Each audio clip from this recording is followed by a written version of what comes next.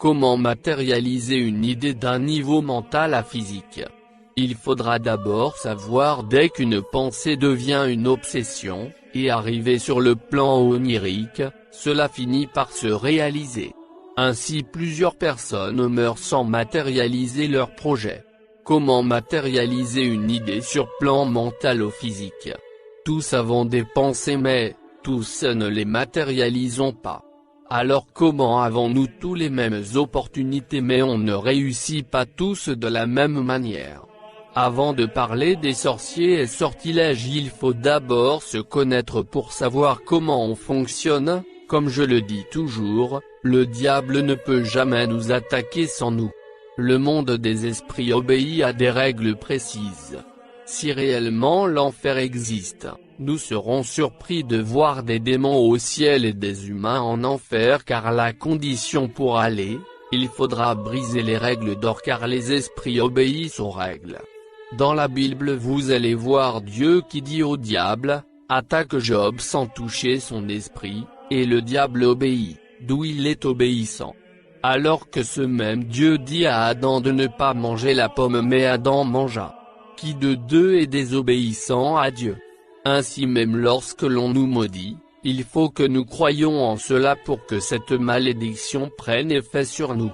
Les paroles des malédictions ne peuvent m'atteindre que si j'ouvre mes pensées à le recevoir. Nous devons savoir que nous sommes de programmation. Un fichier contenant des informations, l'homme est programmé mais cette programmation n'exclut pas le libre arbitre.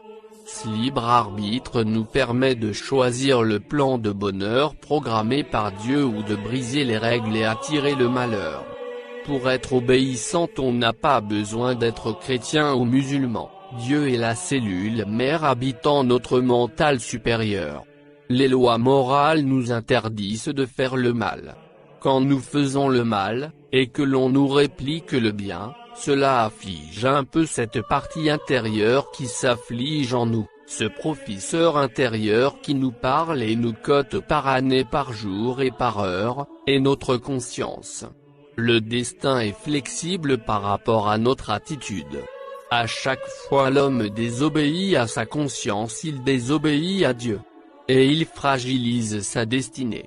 On peut être chômeur et mourir riche si on obéit aux lois morales. La richesse n'est pas que matérielle. Ne faites jamais le mal si votre conscience vous reproche. La conscience conduit à l'évolution. Quand un homme devient meilleur ami avec sa conscience, il peut commander les situations. Car la conscience est une personne différente, c'est la partie de Dieu dans l'homme pour notre propre jugement. Alors comment matérialiser une idée d'un niveau mental à physique?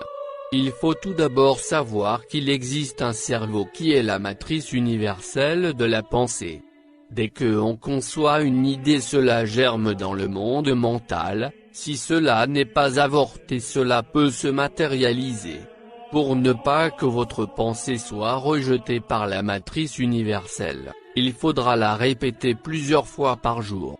Ayant une même pensée pendant longtemps, même quand on oublie, cela est enregistré dans le subconscient, et elle doit subir un choc pour conduire à la matérialisation.